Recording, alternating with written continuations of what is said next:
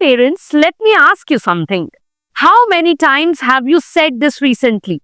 I have told you so many times. Why don't you just listen? Yeah, I said it too. Many, many times. You are not alone.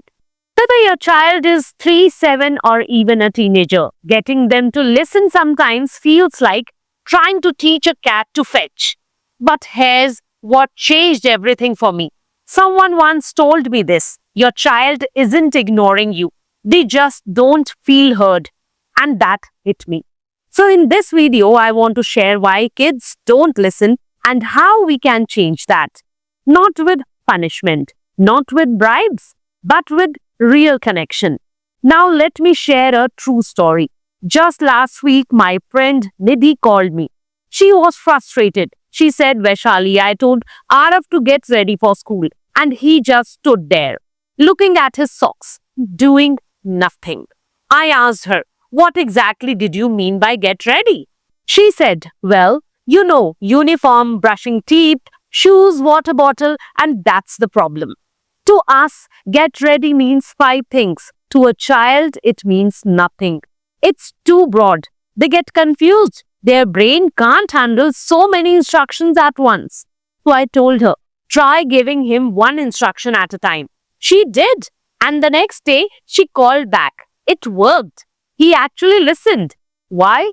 Because now he understood exactly what to do. Let's talk about something else. Tone and connection. I noticed something with my daughter Diya. If I shout from the kitchen, Diya, clean up your toys, she doesn't even look up.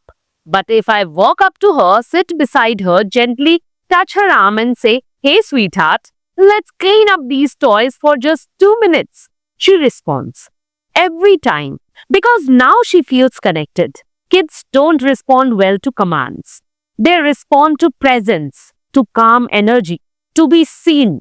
Okay? Now here's a little confession. Once Diya hit a friend during playtime, and I went into full-on lecture mode.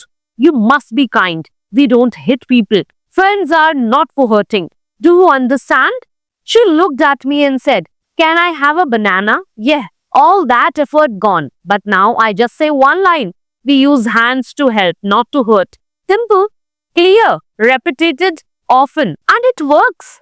Kids don't need long lectures. They need short truths, said with love, repeated over time. Now here's one of the biggest things I have learned. Connection before correction. If your child is upset, screaming or melting down, that is not the time to correct them. Logic doesn't work when emotions are overflowing. Instead, I say, I see you are upset. I'm here. Let's breathe together. Then once they calm down, we talk. Because once they feel safe, they can actually hear you. And here's one golden tip you can try today. Give your child 10 minutes of your complete attention. No phones, no multitasking, just you and them. Play, talk, laugh, be there. It's not about buying new toys or planning activities. It's about presence. Because when your child feels heard, they start listening back. So next time your child doesn't listen, ask yourself, was I clear? Was I calm? Was I connected? And most importantly, have I listened to them today?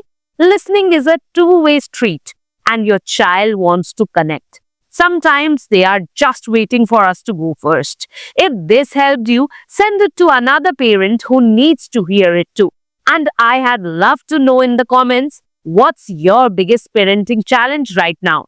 Don't forget to like and subscribe because there's more honest, practical parenting advice coming soon.